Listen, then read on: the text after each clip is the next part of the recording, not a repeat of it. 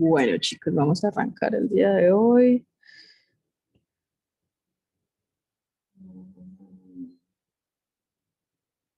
Hoy tenemos fisiología.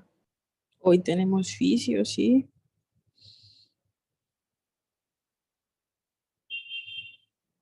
Entonces, permítanme, ya les comparto pantalla.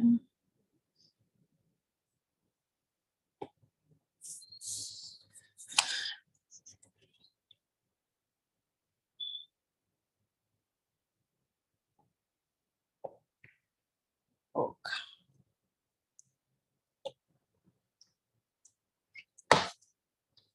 Bueno, chicos, la semana, no sé, la última vez que tuvimos clase habíamos alcanzado a revisar potencial de membrana. Y bueno, para que se acuerden, que os acorderis, hablamos de que el potencial de membrana está dado por una diferencia, por un gradiente. Y ese gradiente, básicamente, se da porque tenemos una membrana plasmática, bicapa, que en el lado intracelular tenemos un componente que le brinda a la célula una electronegatividad, está dado por proteínas, por iones, y que en el lado extracelular tenemos un componente electropositivo, que también está dado por iones. Y ahora, bueno, y arrancamos un poquito pues hablando de potencial de acción. Hoy vamos a complementar ese tema. Entonces hablamos de potencial de acción en los tejidos excitables. Entonces, ¿qué tejidos excitables tenemos? Neurona, ¿no? Y músculo. De músculo tenemos estriado esquelético,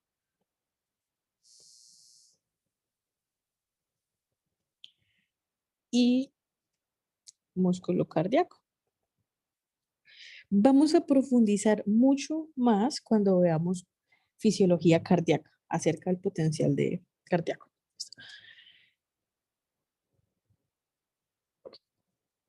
Entonces, estos tejidos excitables, ellos tienen cambios, hablamos de cambios que pueden ser dados por eventos eléctricos, por eventos químicos y por eventos mecánicos.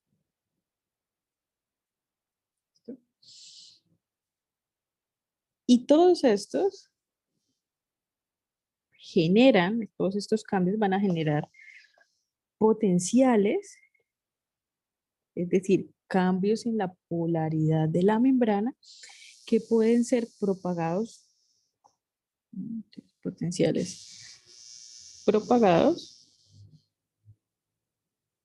como los potenciales de acción, y no propagados. Es decir, que ocurren únicamente en esa célula o en ese pedazo de membrana y que no se prolongan a otras células. De esos encontramos los sinápticos, los potenciales sinápticos, y los electrotónicos.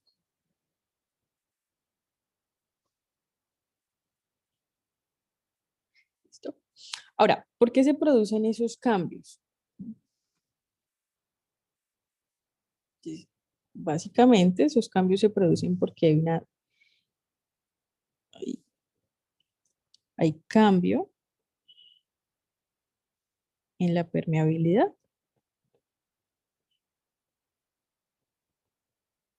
¿De quién? Pues de la membrana. Entonces, ¿cuál es la característica de los potenciales de acción? Entonces, los potenciales de acción son rápidos,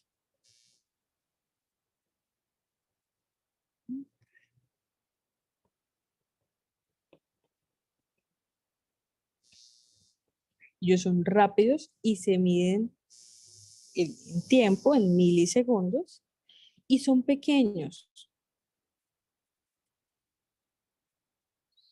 y los medimos en milivoltios. ¿Listo? Entonces, en el momento en que, ¿de qué depende ese cambio en la permeabilidad? ¿Mm? ¿Alguno recuerda? De la apertura de canales iónicos. Exacto. Entonces tenemos canales, ese canal con verde.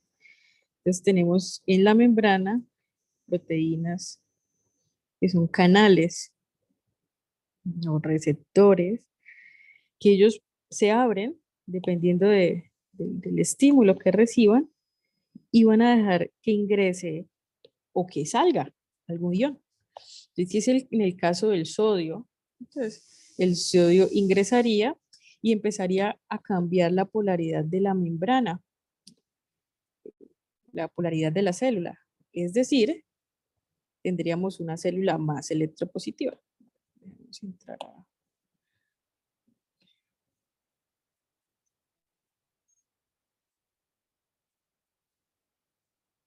Listo. O podemos tener el caso de que se abren canales de potasio y que por gradiente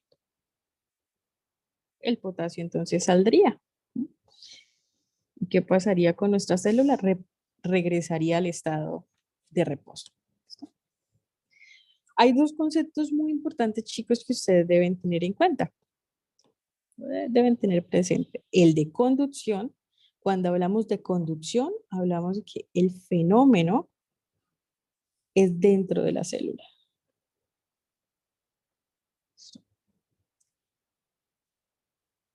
¿Cómo se mueven las sustancias dentro de la célula? Pues a través del citoesqueleto, de van a vesículas. Y el proceso, los procesos de transmisión. Estos procesos de transmisión involucran otras células, es decir, el efecto se va a ver en otras.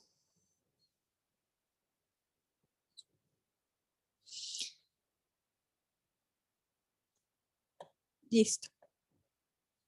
Recordarles, entonces, uno de las proteínas de membrana que juega un papel muy importante en los cambios de permeabilidad es la bomba sodio-potasio. Recordar, esta bomba, hablamos de que con ella hay un gasto de energía que ingresa a través de la apertura de canales de sodio, se ingresan sodio, sale potasio, pero que en el momento en que eh, ella empieza a actuar, entonces tenemos la salida de 3 sodios y la entrada de 2 potasios. ¿Listo? Esta diferencia en la cantidad de iones que entran y salen son los que permiten mantener el potencial de reposo. ¿Listo?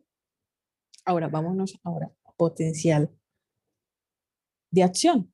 Entonces, el potencial de acción es una gráfica que representa los cambios en la polaridad de la membrana que dependen del flujo iónico. Entonces, aquí tenemos, en la parte de arriba tenemos los canales de sodio y de potasio, ¿no? Cuando van a estar cerrados, abiertos.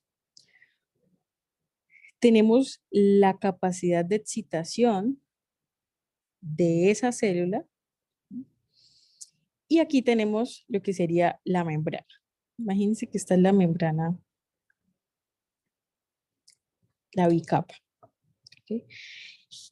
Tenemos una membrana en reposo que está en menos 70 milivoltios.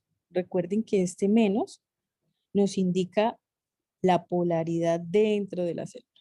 ¿Okay? Tenemos otro valor más arriba que es el menos 55.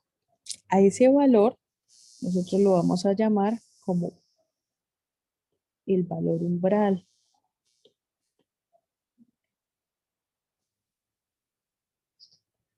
¿Y qué significa el umbral? Básicamente es que el impulso que llegue aquí a esta célula necesita activar canales de sodio que permitan pues, el ingreso de sodio a la célula y que si se llega a este valor de menos 55, es decir, si disminuye la electronegatividad dentro de la célula, entonces la célula se despolariza.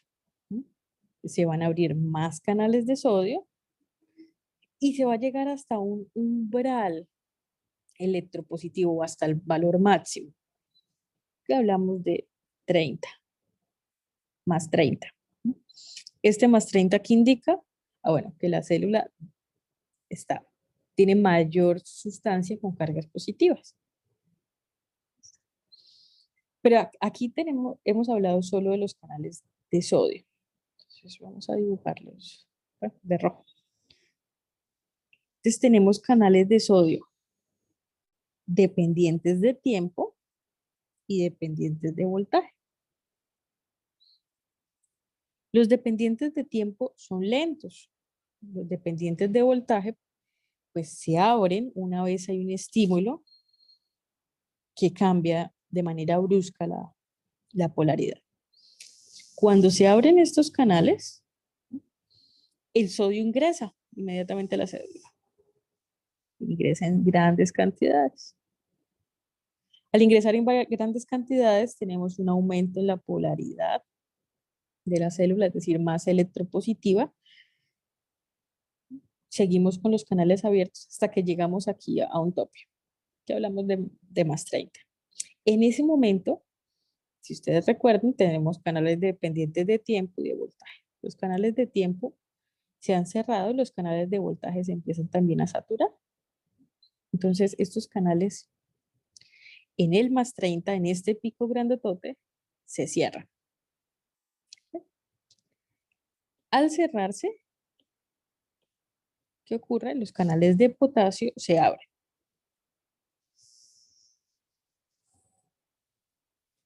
Y entonces, por gradiente electroquímico, ¿qué pasa con el potasio que estaría dentro de la célula? Sale.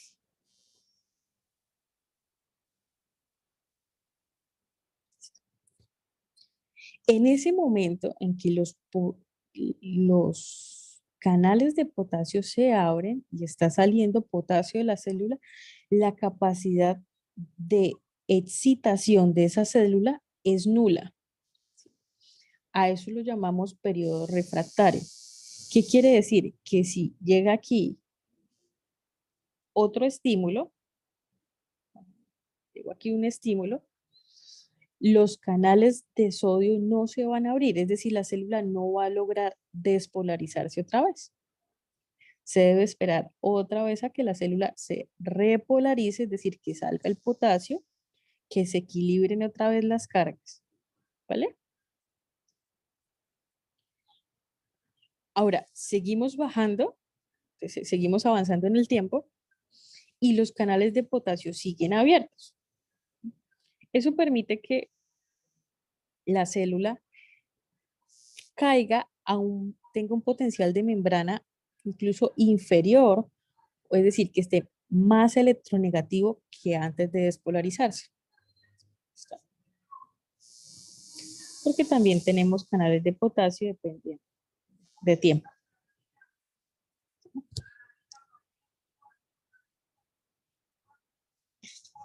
Una vez ya pasa esto, tenemos la célula otra vez en reposo y entonces cuando la célula recupera su potencial de reposo, la célula entra en un proceso de excitabilidad otra vez alta, es decir, recupera la capacidad para que venga otro estímulo y los canales de sodio se vuelvan a abrir y vuelva a ocurrir lo mismo. ¿Eso está claro?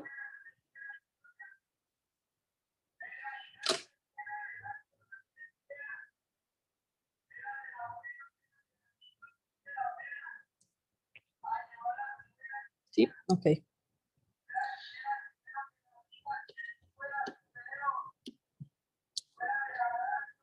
Entonces, hay unas ciertas diferencias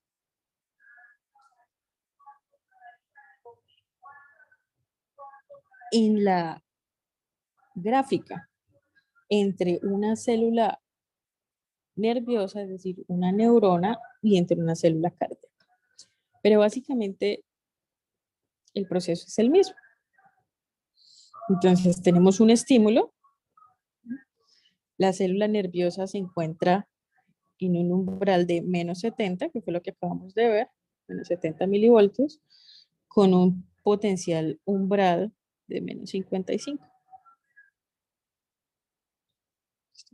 Viene un estímulo, ese estímulo permitió que se abrieran los canales de sodio, y empezó a ingresar sodio a la célula, se alcanza el pico máximo, hablamos de más 30,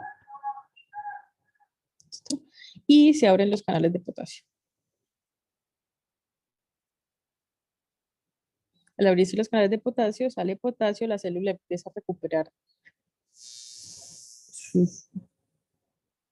su estado de reposo, se empieza a repolarizar.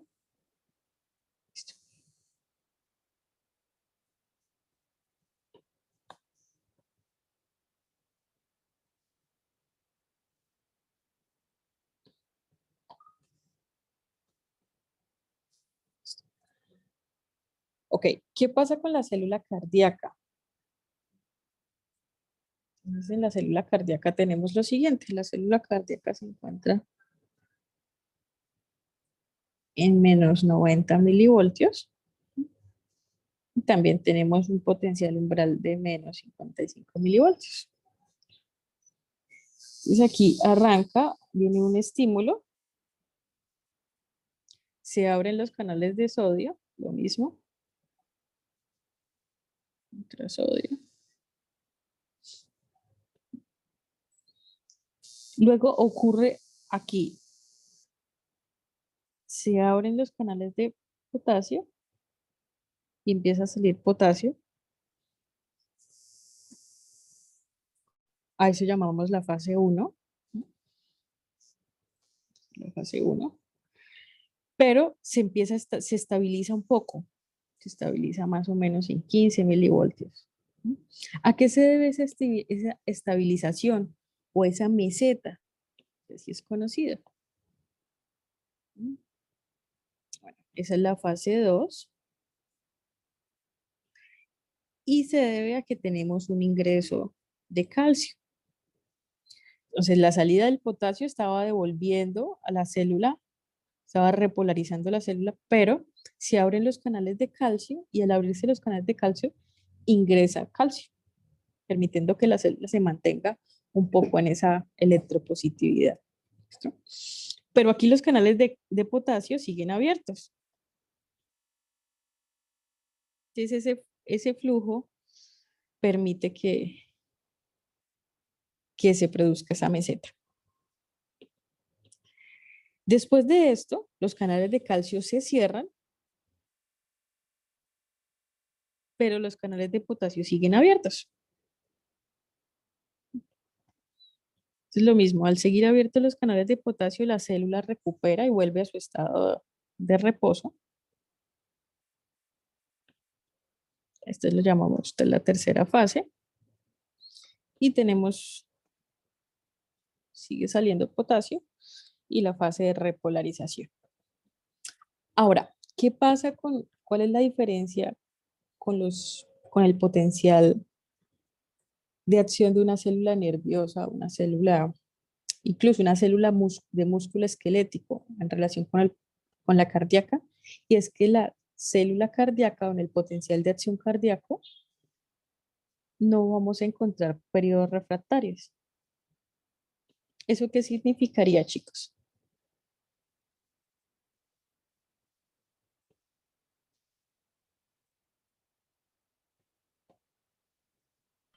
El músculo cardíaco se puede excitar de una vez. Exacto. Entonces, si viene un estímulo por acá, imaginemos que si viene el estímulo, ya se está acabando aquí esto. ¿qué va a pasar? Va a aparecer otro potencial de acción. Entonces, los potenciales de acción se pueden acortar, pero sí se deja estimular la célula. Es decir, no hay periodo refractario. Los periodos refractarios en el músculo esquelético van a permitir que ocurra algo que se llama tétanos, ¿no? Que es la contracción sostenida del músculo. La vamos a ver así, gráficamente. Entonces, eso permite que el músculo se mantenga contraído, músculo esquelético. En el músculo cardíaco, si esto ocurriera, el músculo se mantiene contraído, se mantendría en sístole, ¿sí? El corazón se mantendría en sístole y la persona se muere. Esta es la razón por la cual potencial de acción célula cardíaca no presenta periodo refractario. Chicos, ¿hasta aquí vamos bien?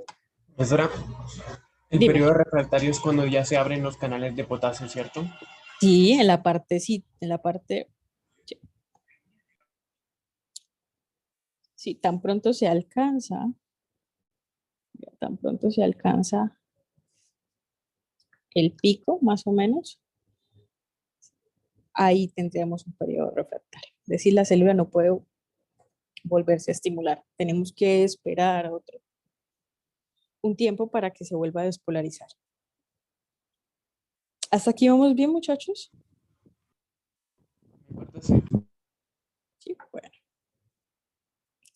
Ok, entonces eso es potencial de acción. Ahora vamos a entrar con sinapsis. Entonces, ¿qué es una sinapsis? ¿Qué se les ocurra que es una sinapsis?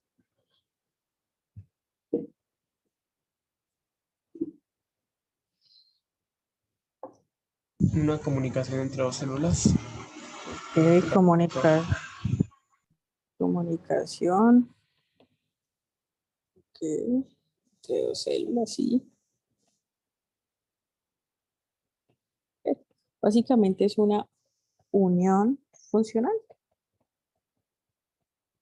entre sí, dos células. Y de ahí, de aquí empezamos a hablar de la sinapsis tiene una clasificación. Nosotros la podemos clasificar de diferentes formas. La podemos clasificar por la forma de comunicación, es decir, con quién se comunica, dónde se produce esa unión, de manera funcional o por la transmisión. Pero antes de seguir, quiero que recordemos un poquito esto. Entonces tenemos, ustedes hacen acto de fe que esto es una neurona. Hablamos que esto es el soma. Estas prolongaciones del soma, ¿cómo se llaman, chicos? Dendritas. Ajá, dendritas. Listo. Que aquí en esta parte, en la comunicación entre el soma y esta cola que se llama, ¿cómo se llama esa cola?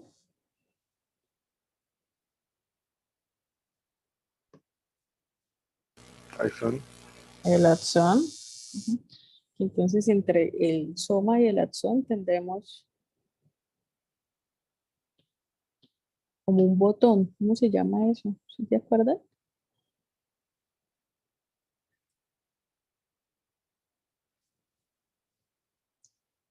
Si no se acuerdan, no hay problema. Un axónico. El cono axónico, exacto.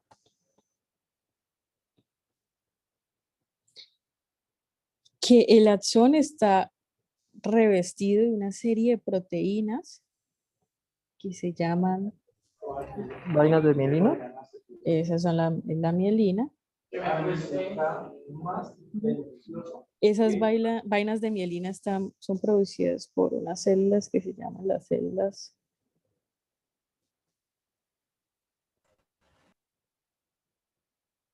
de Schwann y que tenemos como en medio de cada vaina de mielina tenemos unos espacios. ¿Recuerdan cómo se llaman esos espacios? Nodo de Rambier. Exacto, sí, señora, nódulos de Rambier.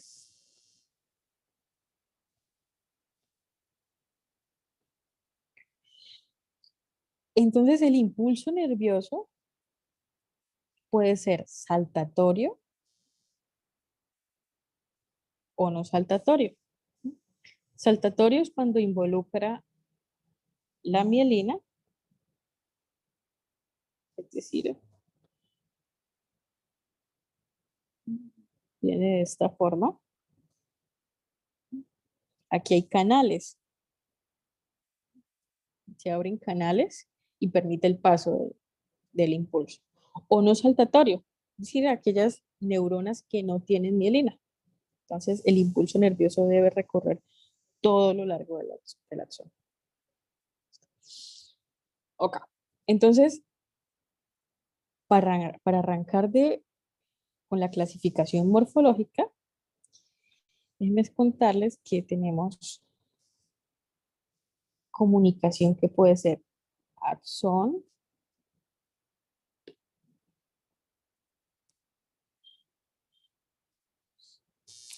soma.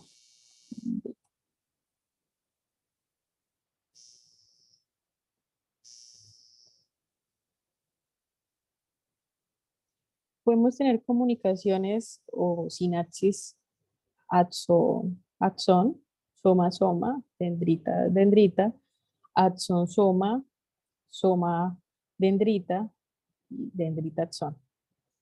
Las más comunes son las axodendríticas.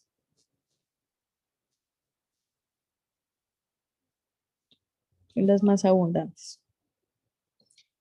Eso quiere decir que entonces aquí, en este intento, se comunicaría este axón, con las dendritas de otra siguiente neurona. Una neurona puede hacer sinapsis, puede tener hasta 10.000 sinapsis simultáneas.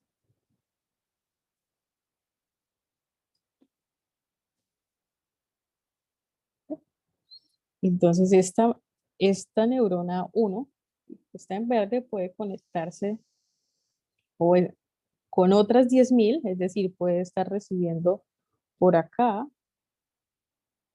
otra neurona. Puede estar conectada aquí en el cono axonal, recibiendo con otra información de otra neurona. Y así sucesivamente. ¿Eso queda entendido? Ok. Entonces, esa es la clasificación morfológica. Tenemos sinapsis axosomáticas, axodendríticas. Las principales y las más comunes son las axodendríticas. De la clasificación funcional, entonces, trato de hacer esto un poquito más pequeñito. De la clasificación funcional vamos a hablar que pueden haber neuronas excitatorias, neuronas inhibitorias. Entonces, sinapsis excitatorias, sinapsis inhibitorias y sinapsis moduladoras.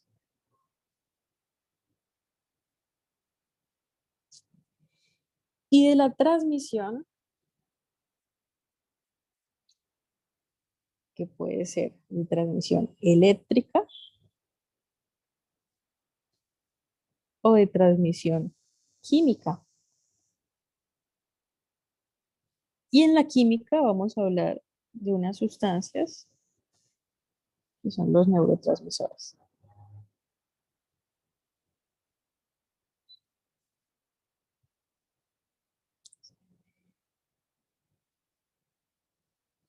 Hay algo también que es importante que ustedes sepan.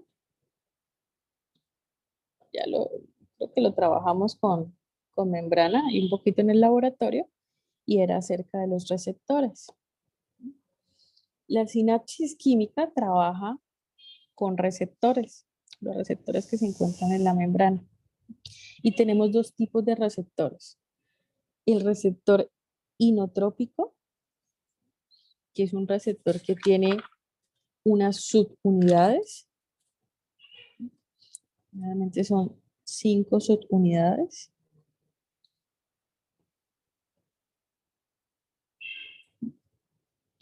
Que tiene, por supuesto, un dominio intracelular y un dominio extracelular. Y el que permite, básicamente, él es permeable a iones.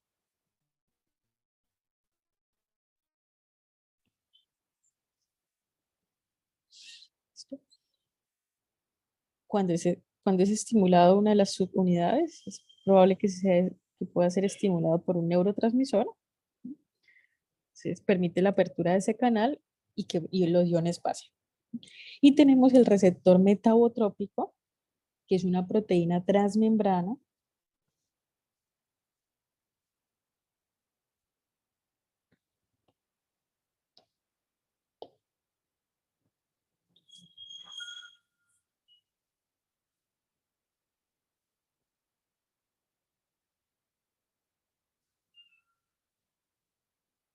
que está acoplada a una proteína G. Entonces, la estimulación de este receptor va a hacer que haya un cambio estructural y permita el paso de sustancias. Algunos receptores ionotrópicos se encuentran dentro de un receptor metabotrópico.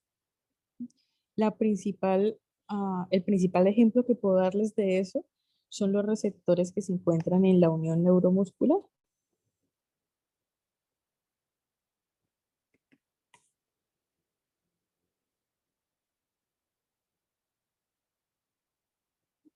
En la unión neuromuscular tenemos un receptor metabotrópico que se llama quinasa de músculo específico. Y dentro de ese receptor, imagínense, es algo como esto. Este sería el receptor quinasa. Y dentro de ese receptor está el receptor ionotrópico, que es el receptor de acetilcolina. Entonces, la estimulación de este receptor metabotrópico hace que se transforme y que dé paso a que el receptor ionotrópico sea estimulado y permita el paso de iones. De manera grande, dos tipos de receptores. Receptor ionotrópico, ¿sí?, permeable a iones. Receptor metabotrópico, dependiente de una proteína G, ¿sí?, realmente y dependiente de segundos mensajeros. ¿Eso está claro? ¿O vamos todavía bien? Profe, un Dime. ejemplo de un receptor metabotrópico, ¿como cuál sería? El receptor de las hormonas como la para la insulina, por ejemplo. Se podría hacer, sí. Entonces, por Ya. ejemplo, receptor para insulina, ahí, el mismo que les digo, quinasa de músculo específico. Otros son los receptores muscarínicos que se encuentran en corazón y en cerebro. Listo. Ahora vamos a seguir con la clasificación de la transmisión. A la forma de transmisión tenemos la transmisión eléctrica y la transmisión química. Es decir, la sinapsis eléctrica y la sinapsis química. De la sinapsis eléctrica, entonces, ¿qué pasa con ella? Entonces aquí hay, esto sería una neurona presináptica.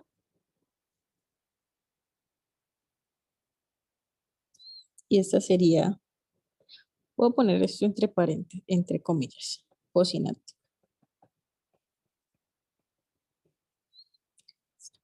¿Qué pasa con ellos? Entonces ustedes ven, viene Esto es lo que sería la membrana celular de esa neurona. Y aquí hay una unión. Esa unión es muy pequeñita. El espacio que hay entre estas dos neuronas es muy pequeñito. Y aquí hay unas uniones. Vamos a hacerlo de otro color. Que se llaman uniones GAP.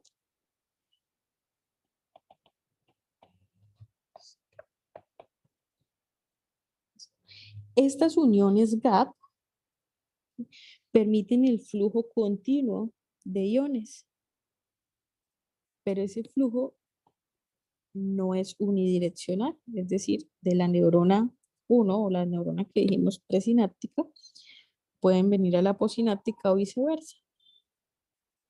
Estas uniones siempre están abiertas.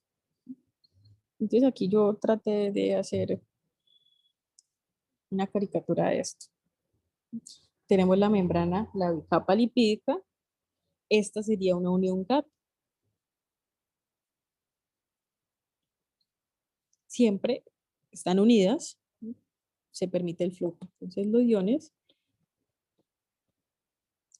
vendrían así.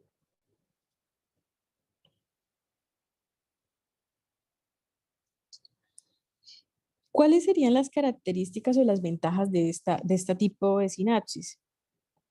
Entonces, características.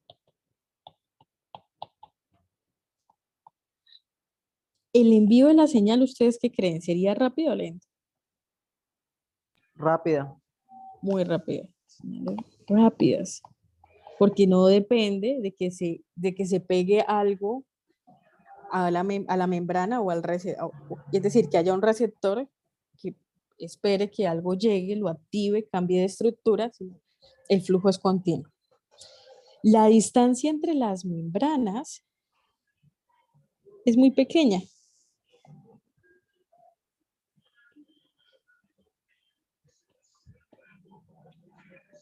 Es de cerca de 4 nanómetros. Entonces, es 5 veces más, el espacio sináptico es 5 veces más pequeño. Más pequeño, exacto. ¿Más pequeño en relación a qué? Ah, bueno, en relación con la sinapsis química, que es la que vamos a ver ahorita. Esto prácticamente están unidas. Ella permite un flujo bidireccional. Entonces, tanto para neurona 1 como para neurona 2. Y viceversa. ¿Listo? ¿Ustedes qué creen? ¿Hay retraso o no hay retraso sináptico? No creo. No, no hay retraso. ¿Qué es el retraso sináptico? El retraso sináptico se produce porque se produciría porque habría algún receptor que debe esperar a alguien que lo estimule, que haya la liberación de una sustancia antes, luego que se pegue esa sustancia y que se abra se abra el canal o se abra el poro o actúe la bomba. Aquí como no tenemos eso, no hay un retraso sináptico. Es decir, el flujo es continuo. Otra vez hay continuidad en el citoplasma.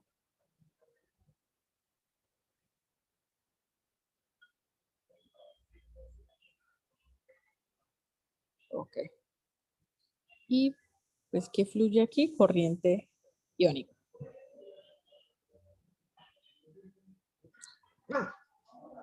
Ahora, ¿dónde se imaginan ustedes que podemos tener estas sinapsis?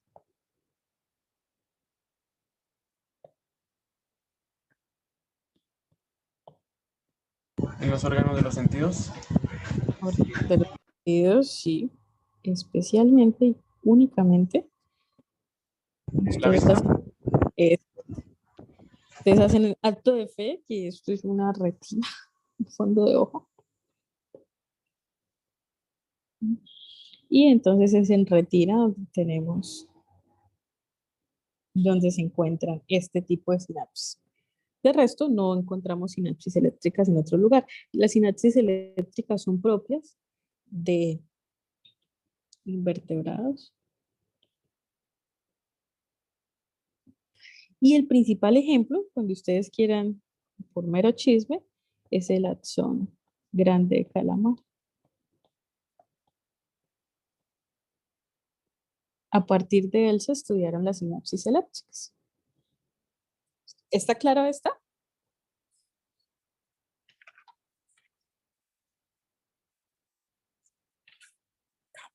Profe, únicamente dónde es que se da. En retina. Ahí esto es un fondo de ojo.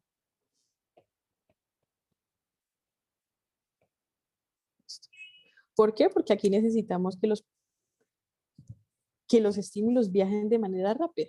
Por eso se encuentran ahí. Ok, ahora vamos con el otro tipo de sinapsis, que es la sinapsis química. La sinapsis química es la más abundante.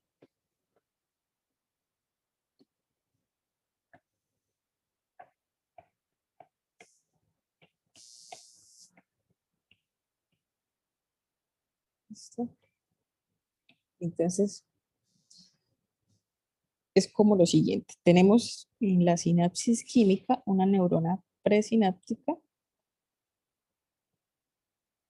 que sería esta, que puede ser el axón de una neurona.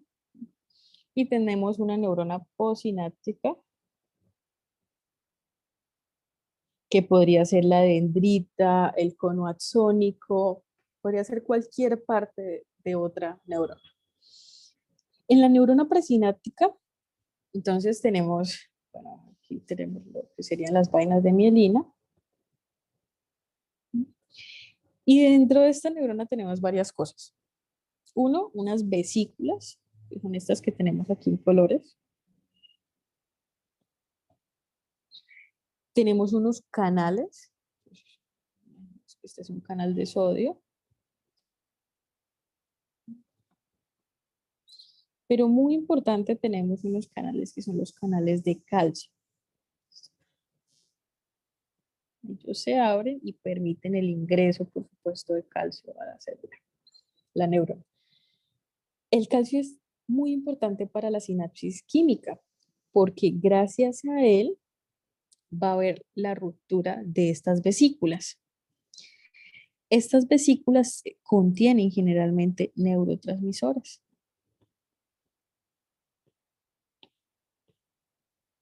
Entonces, si el potencial o la señal que venía de por acá, que venía viajando, permitió la apertura, bueno, de los canales de sodio y también de los canales de potasio, y el ingreso de potasio a la célula fue el adecuado, entonces va a haber mayor ruptura de estas vesículas que contienen neurotransmisores. Estas vesículas tienen aquí cerca de ellas hay unas proteínas, y estas proteínas que permiten hacer, junto con el calcio, permiten modificar la membrana, permiten que la vesícula se fusione con la membrana y el neurotransmisor que contienen pueda salir. Si las hacemos por acá, sería como esto. Esta es la vesícula. Estas proteínas se llaman CERT.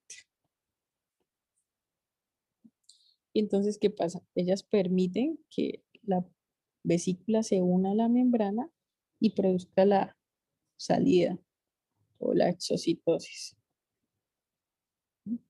¿De quién depende que esta proteína funcione? ¿Sí? Del calcio.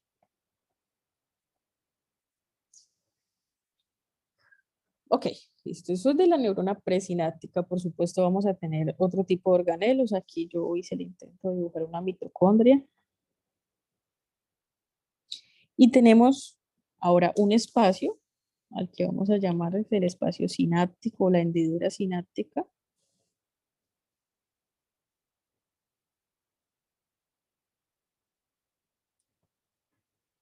La hendidura sináptica tiene un diámetro aproximado de 20 nanómetros. Entonces empezamos a hacer comparaciones con la eléctrica. ¿Cuál tiene más, el espacio es más grande?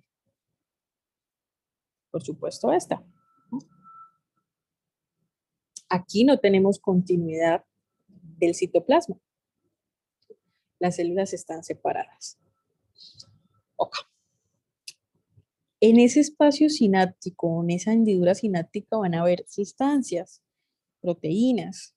Y aquí yo la dibujé como unas tijeras que van a ser proteínas o enzimas degradadoras. ¿Degradadoras de quién? Del neurotransmisor que sea liberado. Entonces, cuando el neurotransmisor se libera, vienen estas tijeras y lo recogen, ¿sí? Y hacen que el neurotransmisor vuelva a ser empacado en la sinapsis, en la neurona presináptica, en vesículas. ¿Listo? ¿Qué otra cosa tenemos? Ahora, dentro de en la neurona posináptica, tenemos esto sería una bicapa, la membrana de la célula, entonces, es una bicapa. Y en esa bicapa vamos a tener proteínas, vamos a tener canales. Entonces, canales, proteína o receptores inotrópicos, como este que está en rojito. Vamos a tener canales para o poros. Vamos a tener receptores metabotrópicos, como este que está aquí. Este sería un receptor metabotrópico.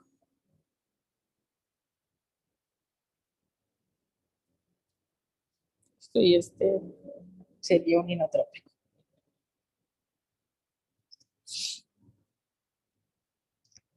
Ok, entonces, ¿qué pasa? Viene el estímulo desde la neurona presináptica, entra sodio, entra calcio, se produce la fusión de las vesículas con la membrana presináptica, se libera el neurotransmisor, se libera un neurotransmisor, cada neurona tiene un neurotransmisor, solo está cargada con un neurotransmisor. Es decir, tenemos las neuronas colinérgicas o las neuronas que tienen acetilcolina, o tenemos las neuronas que tienen dopaminérgicas, solo tienen dopamina. Es decir, cada neurona tiene un solo neurotransmisor, vesículas con un solo neurotransmisor. Al liberarse, entonces, ¿qué ocurre? El neurotransmisor, que esta es una neurona colinérgica, liberó acetilcolina, y ahora esa acetilcolina debe ser aprovechada. Entonces, ¿qué va a pasar? Ella se libera y ella va a un lugar específico que sería el receptor de acetilcolina. Imaginémonos que es este. Ese receptor de acetilcolina tiene un espacio solo para ella que reconoce la acetilcolina. Entonces, cuando la acetilcolina se pega a ese espacio, entonces se abre el canal y permite el ingreso de un ion. Profesora, Dime. entonces cada neurona solamente puede tener un tipo de receptor para un neurotransmisor o varios. Tiene varios.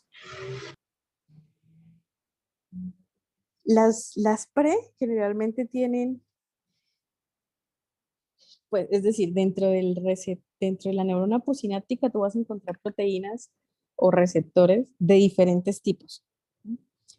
Pero el receptor al que, por ejemplo, que es estimulado, solo reconocería en condiciones normales la sustancia que se está liberando. Vamos a imaginarnos que esta sinapsis de la que estamos hablando es de una pierna. Bueno, esa pierna no quedó tan bonita, pero ustedes hacen acto de fe. Bueno, es una pierna. Entonces, imaginemos que necesitamos contraer este músculo, es decir, necesitamos que la pierna se doble. ¿Listo? Entonces, ¿qué vamos a hacer? Tiene un estímulo. El estímulo viene de la neurona presináptica, se libera acetilcolina, ¿ok? La acetilcolina en la unión neuromuscular tiene receptores que se llaman receptores nicotínicos.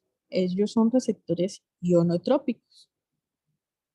Esos receptores están ahí siempre abiertos, disponibles, y la acetilcolina entonces llega al espacio sináptico y empieza a buscar el espacio, la unidad de ese receptor donde se va a pegar.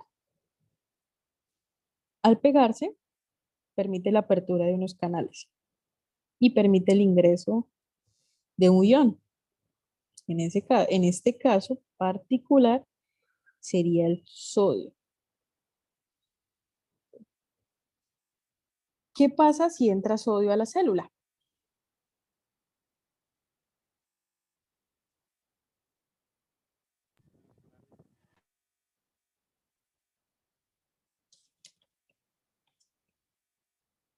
Vino el estímulo, se pegó aquí la acetilcolina, se abrió el canal, se abrió el canal. Exacto, se despolariza. Listo. A esto, chicos, vamos a llamarlos como adicional a hacer una sinapsis química, como una sinapsis excitatoria. ¿Por qué? Porque va a excitar la célula, va a permitir la despolarización. ¿Listo? ¿Y cuál sería el efecto grandotote? Aquí lo que queríamos, la pierna se va a contraer. Pues sacamos acto de que aquí la pierna se contrae, se fue para arriba. ¿Listo? Eso sería una sinapsis química excitatoria. Pero ahora imaginémonos que aquí se libera una sustancia. Aquí liberamos otra sustancia que podría,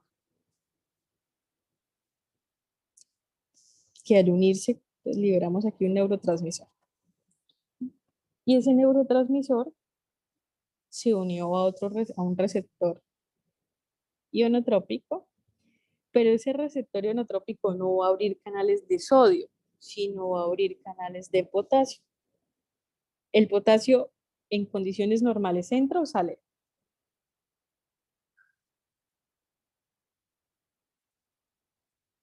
De la célula. ¿El potasio entra?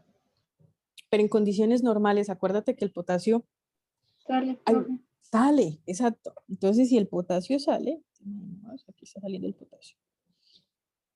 ¿Qué pasa con el potencial de membrana de nuestra célula? ¿Se acuerdan que por acá estaba antes en menos 70? Menos 70. Si empezamos a sacar más positivo de la célula, es decir, el potasio, ¿qué pasaría con el umbral de nuestra célula?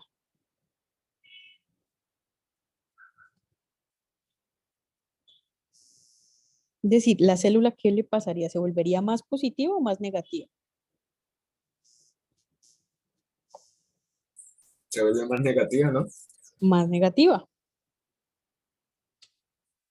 Okay. Sacamos potasio de esa célula, entonces la célula se vuelve más negativa. Imaginémonos menos 90 milivoltios. A esto lo vamos a llamar sinapsis inhibitoria. ¿Por qué va a ser inhibitoria?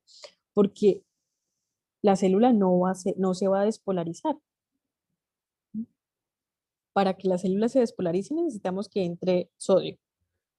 Es decir, que el potencial de membrana alcance el potencial umbral, que era el menos 55 milivoltios. Pero como estamos aquí haciendo lo contrario, estamos poniendo la célula más negativa adentro, la célula va a necesitar un impulso más fuerte para lograr alcanzar luego los menos 55.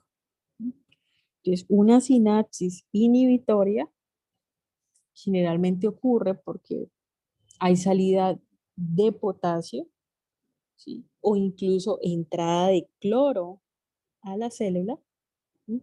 que hace que el potencial de membrana,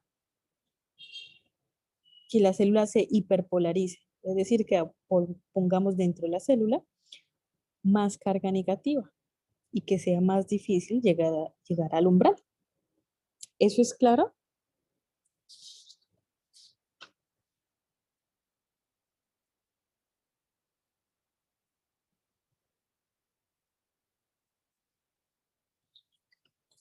Más o menos. Profesora, ¿me recuerda qué sucede en el umbral? Ok. Espera, por acá dibujo. Entonces, recordemos aquí con esta gráfica. Entonces, a estas líneas azules lo vamos a llamar el umbral. ¿Qué es el umbral? Es la carga, imagínense, la carga que debe tener la célula, el cambio al que debe llegar la célula para que se abran todos los canales de sodio y se despolarice. Si el estímulo que llegó, si el estímulo que llegó aquí fue tan fuerte, pero tan fuerte, que permitió que entrara mucho sodio y la polaridad de la célula cambiara a menos 55, es decir, que se volviera menos negativa, ¿sí? Ocurre que se llama ley del todo o nada. Es decir, que esa célula alcanzó el umbral, se abren todos los canales de sodio y se despolariza. La despolarización, ¿qué permite? Que ingrese sodio a la célula. Es decir, que la célula se vuelva más positiva. Pero llegamos a un lugar donde esos canales de sodio se cierran, porque son canales de sodio dependientes de tiempo.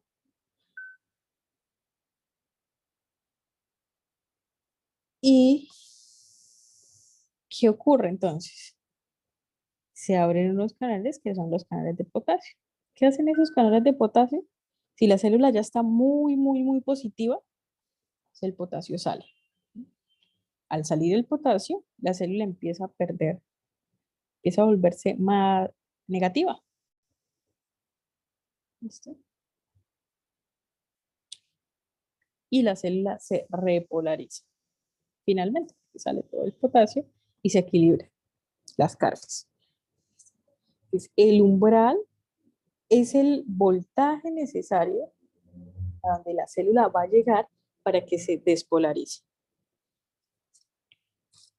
¿Sí? ¿Claro? Sí. Listo. Ok.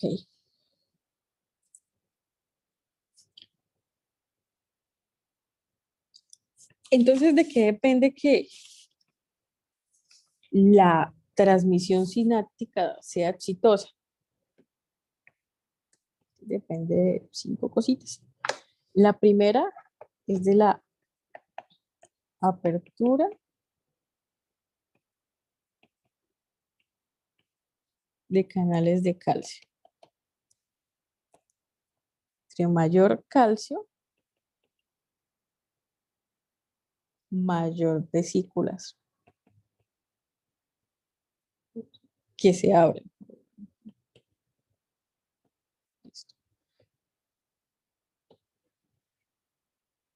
A la amplitud del potencial presináptico. ¿Eso qué quiere decir? Que si yo tengo, por ejemplo, imagínense lo siguiente.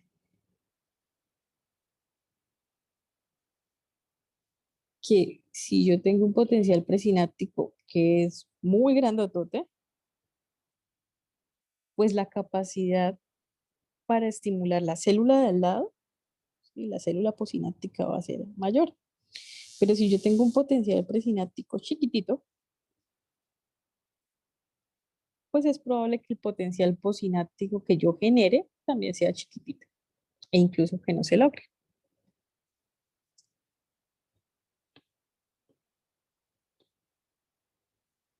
Depende de la cantidad también de canales de calcio que se encuentren disponibles. ¿Disponibles para qué? Pues para que ingrese a la célula. De la cantidad de calcio, es decir, del gradiente. Y de la frecuencia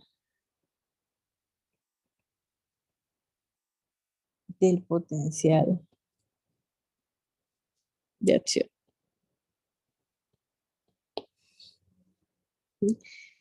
Cuando hablamos de frecuencia, imagínense en el tiempo. Entonces, no es lo mismo tener un potencial de acción que vino, ¿no?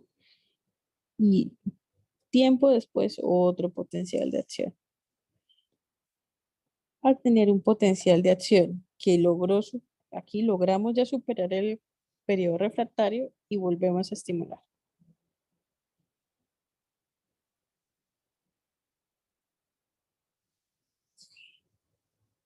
Los canales encargados, por supuesto, de pues, del flujo iónico, uno puede modificar el comportamiento de esos canales. ¿Con qué se modifican generalmente?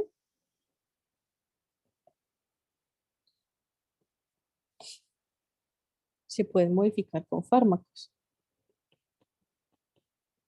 que es básicamente la forma en la que funcionan la gran mayoría de los fármacos. Ahora, antes de hablar de qué pasa con los neurotransmisores, que son los que básicamente se encuentran involucrados aquí dentro de la sinapsis química, tenemos que hablar de pues, qué es un neurotransmisor. ¿A alguien se le ocurre qué es un neurotransmisor?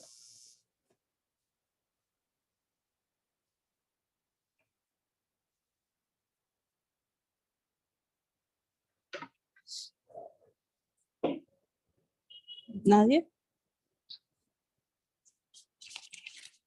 O sea, profe, sería como una sustancia que llega a los receptores y permite que, o sea, como la señal. Es una sustancia, perfecto, que llega a los receptores y que es liberada por una sinapsis, perdón, por una neurona presináptica. ¿Listo? Entonces, neurotransmisor es una sustancia química. Y se hablan pues, de unos requisitos para que una sustancia sea neurotransmisor. Entonces, ella debe ser en primera instancia almacenada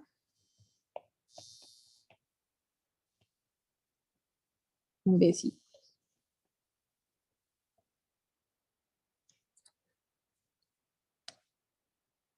Ella debe tener receptores que la identifiquen, que identifiquen esa sustancia.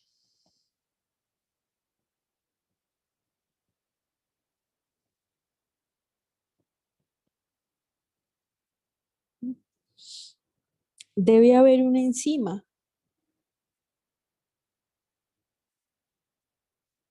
que degrade el neurotransmisor.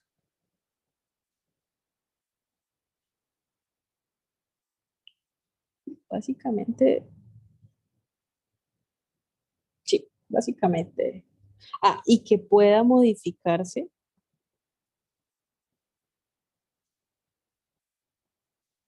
la sensibilidad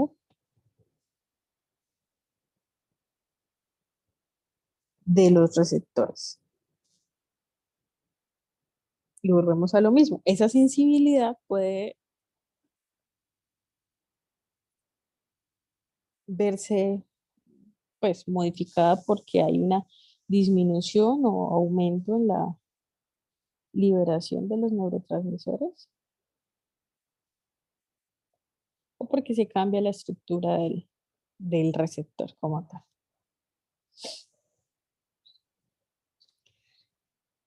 Ok, con eso, sabiendo qué es un neurotransmisor, ahora déjenme contarles que tenemos unas familias de neurotransmisores.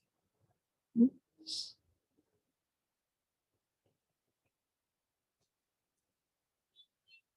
Los primeros son las catecolaminas.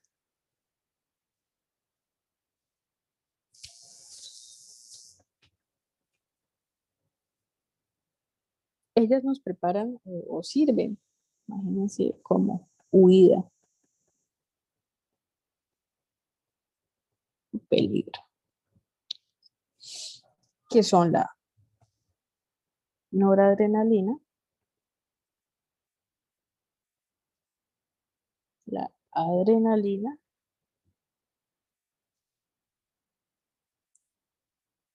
y la dopamina.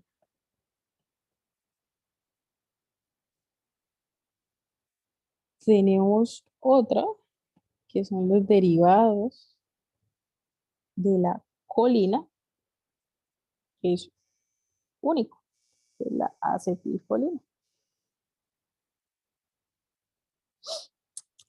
Uno de los precursores de la acetilcolina es la glucosa. Entonces, si ustedes se ponen a investigar, ¿qué pasa con esos pacientes, por ejemplo, con Alzheimer, en el que su proceso de eficiencia básica es de acetilcolina? ¿Qué pasa con la glucosa? ¿O cuál es la relación entre la glucosa y los procesos de aprendizaje? La acetilcolina también hace parte del proceso de aprendizaje. Van a encontrar cosas muy interesantes. Tenemos otro grupo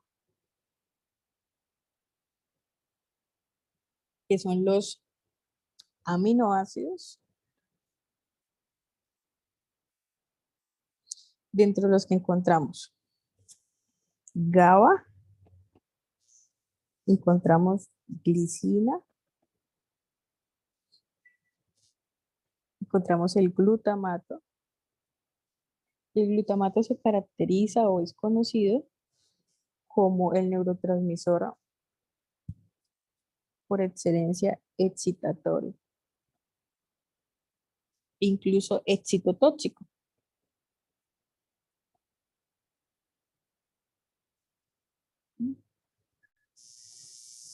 En cambio, GABA es inhibitorio.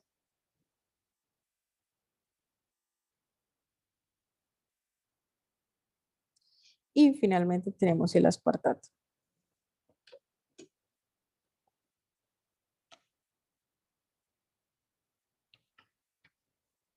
Y tenemos otro grupo que son los péptidos.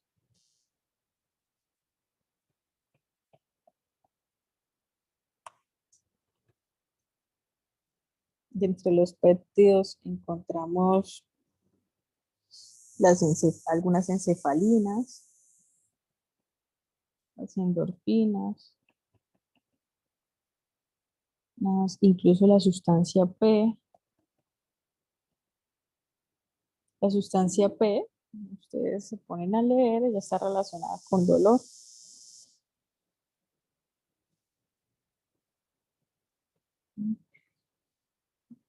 Y tenemos otros, la familia de los otros.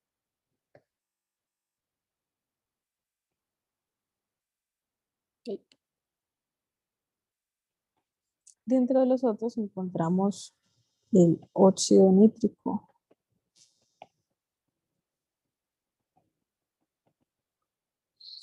Que el óxido nítrico y también se habla del dióxido de carbono y los cannabinoides. El óxido, el CO, se une a la hemoglobina. Y el óxido nítrico es un potente vasodilatador.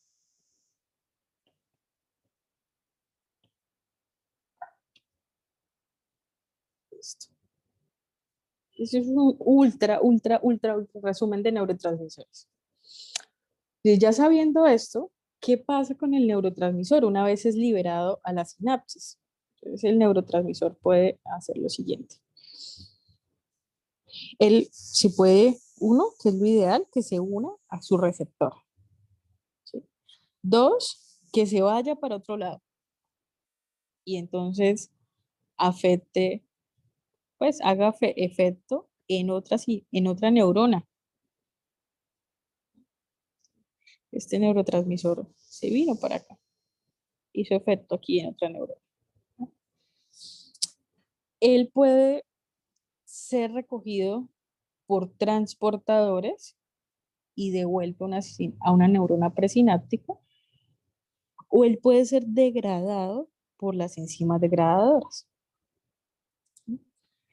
En la acetilcolina, perdón, de la que hemos estado hablando, la enzima se llama acetilcolinesterasa. Entonces ella coge la acetilcolina, ¿sí? Devuelve la colina a la neurona presináptica y el grupo acetil lo degrada. Eso es sería lo que pasaría con un neurotransmisor. Entonces, que uno actúe sobre el receptor. Dos, que actúe en otra neurona.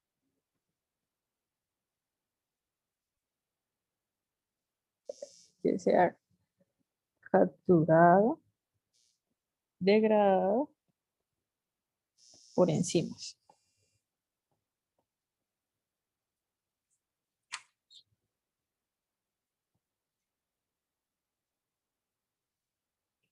O que sea llevado por un transportador. ¿Eso está claro? ¿Sí?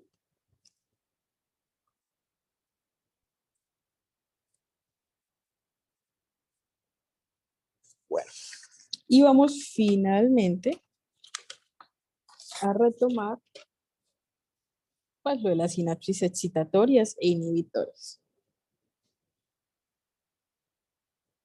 Entonces, en las excitatorias, ¿qué es lo que va a ocurrir? Va a ocurrir la despolarización de la membrana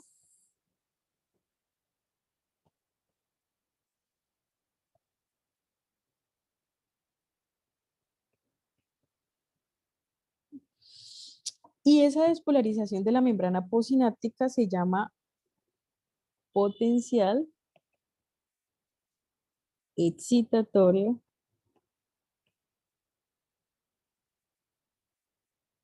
postsináptico.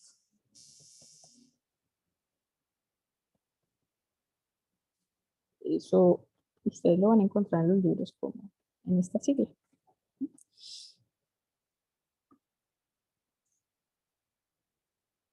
Y tenemos las inhibitorias.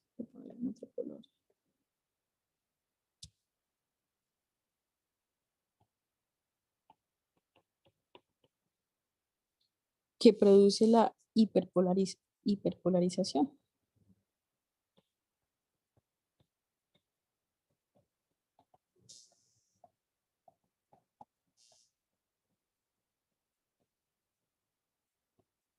Y lo mismo, entonces si arriba era potencial excitatorio, aquí va a ser inhibitorio.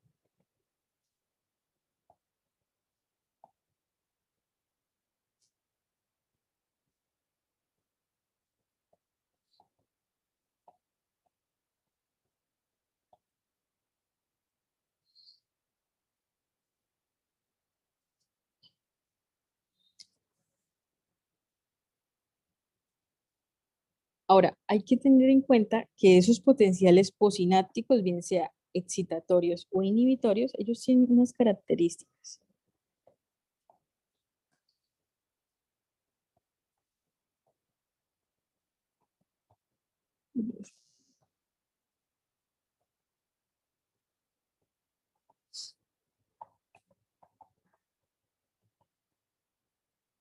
Uno, son pequeñitos.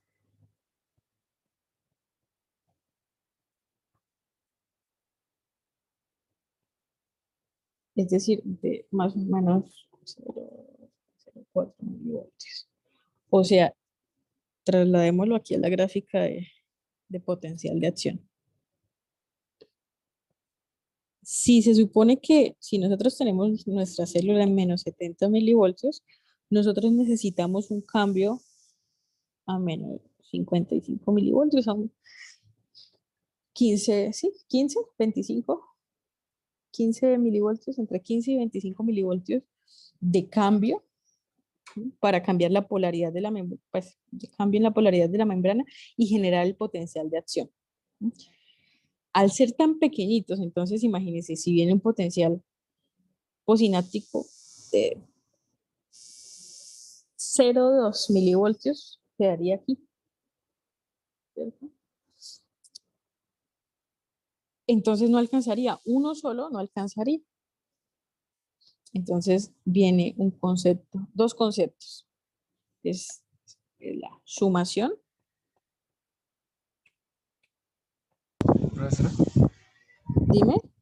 con características en potenciales posinápticos habla de cualquier tipo de sinapsis de potencial sináptico o de solo los inhibitorios o los... Bueno, No, pues de cualquiera, los inhibitorios y los excitatorios.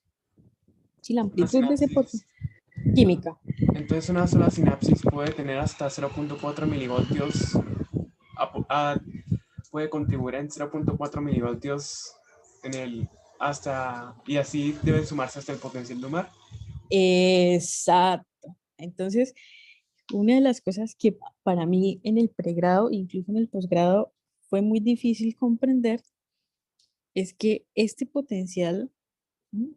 Hablamos, imagínense, este sería el potencial de toda la célula, ¿listo? De la célula. Entonces yo me imaginaba que cuando llegaba, se liberaba la acetilcolina, ese potencial era tan grande que lograba despolarizar. La acetilcolina no el neurotransmisor. Pero yo me imaginaba que solo se liberaba un poquito, solo una bolita. Siempre me lo imaginaba como una bolita de acetilcolina. Bueno, yo hablo mucho de acetilcolina porque es con lo que yo trabajo. Entonces yo me imaginaba que se liberaba la acetilcolina y esa acetilcolina se pegaba. Entonces cuando empecé a ver que este potencial era tan pequeñito, yo decía, pero ¿cómo así? No, lo que pasa es que se libera mucha acetilcolina y hay miles de receptores. Entonces en cada receptor se va a pegar una acetilcolina. Es miles. Entonces, a cada bolita, cada neurotransmisor que se pega genera un potencial posináptico, ¿sí? Que es un potencial sináptico. Perdón.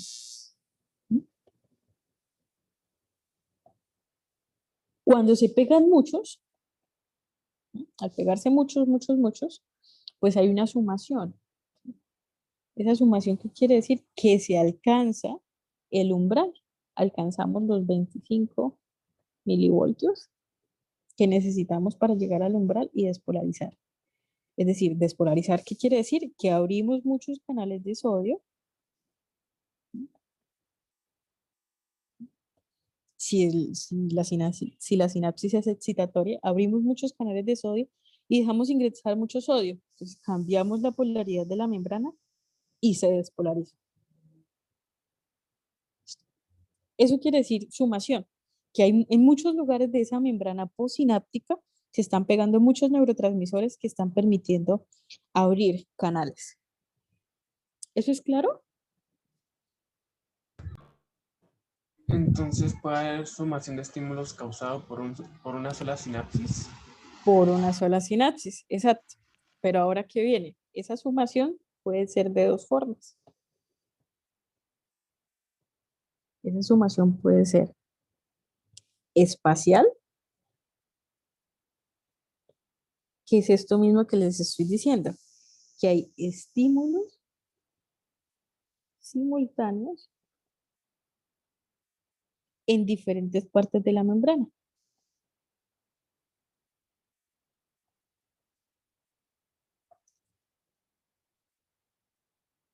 Entonces se pegó aquí una acetilcolina o una dopamina, se pegó, se pegaron en diferentes, y entonces hubo un flujo iónico.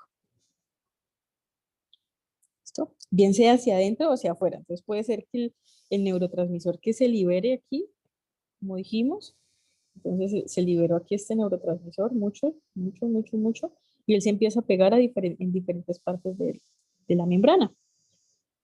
Y no permite la apertura de canales de sodio, sino de canales de potasio. Entonces, ¿qué hace el potasio? Sale. Sale potasio. Al salir potasio, no estamos despolarizando, sino estamos hiperpolarizando la célula. Es decir, estamos bajando el umbral de reposo. Que digamos aquí estaba en 90, ahora lo estamos bajando a 100, por ejemplo. A menos. ¿Listo? Esa es la sumación espacial.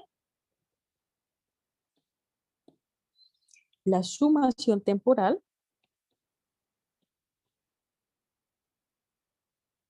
quiere decir que se estimula, ahora vamos a hacer acá, se estimula, imaginémonos el mismo receptor, por ejemplo, pero en el tiempo. Entonces, en el mismo lugar o región, pero en el tiempo. Entonces,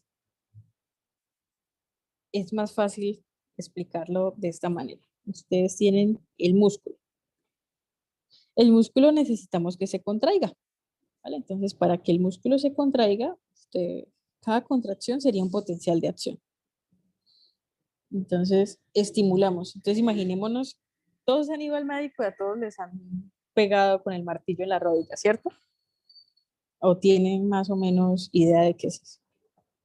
Imaginémonos que aquí pegamos la primera vez con el martillo.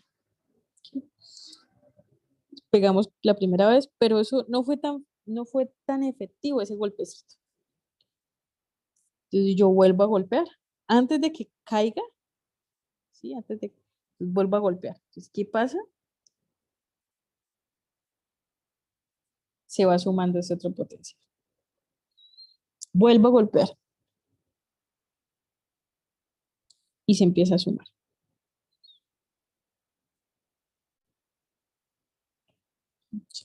Vuelvo a golpear y se vuelve a sumar. Hasta el momento en que pasa el umbral y entonces tenemos la despolarización. ¿Sí? Ley de todo el nada. Eso es temporal. Entonces, estimulamos en el mismo receptor, llegó la sustancia, el neurotransmisor, estimuló, logró despolarizar un poquito, se perdió esa molécula de neurotransmisor, llegó otro, permitió abrir otro poquito, llegó otro, y así, hasta que logramos la despolarización, la apertura completa del canal, bueno, y básicamente la despolarización de la célula. ¿Eso es claro?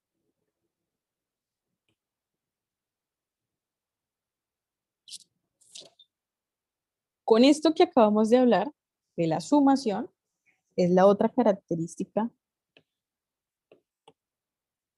de los potenciales posinápticos. Como necesitamos una sumación, eso quiere decir que se necesitan múltiples potenciales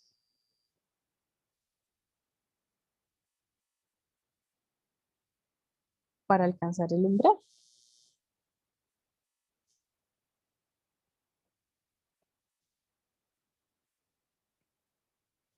Y ahí hablamos de la sumación o temporal o espacial.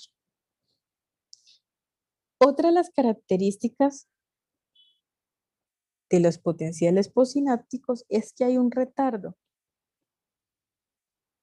sináptico, que está más o menos entre 3 y 0,5 milisegundos. ¿De qué depende esto? ¿Por qué hay un retardo? Porque necesitamos que haya calcio suficiente en la neurona presináptica que permita la ruptura de vesículas. necesitamos que esas vesículas liberen un neurotransmisor, que ese neurotransmisor se pegue al receptor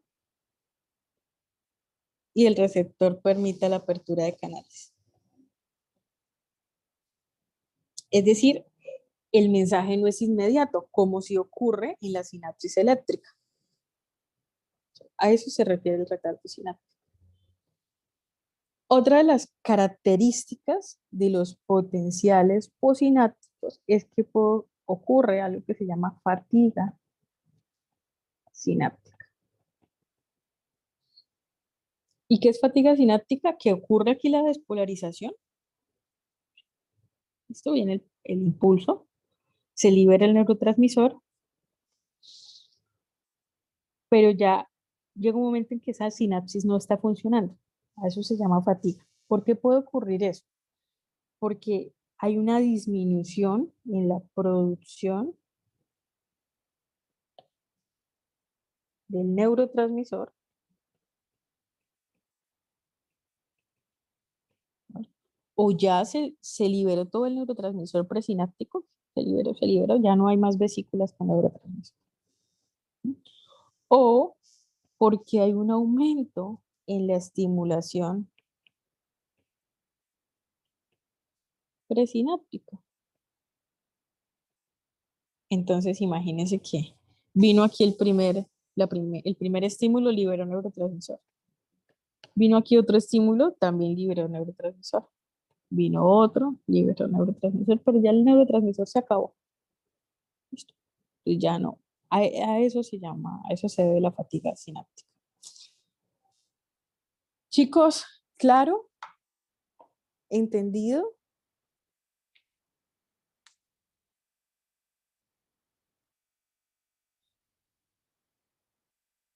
¿Dudas? Ay, Esas eran las características del potencial postsináptico. Es lo mismo que solo suceden en sinapsis químicas. en sinapsis química, exacto. Sí. Vamos a ponerlo aquí.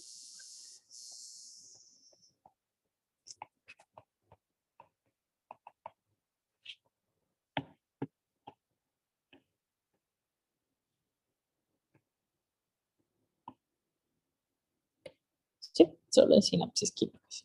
Ahora, las sinapsis químicas son las más abundantes en nosotros.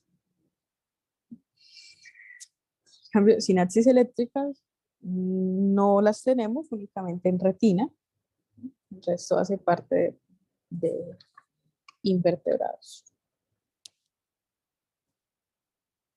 ¿Preguntas, chicos?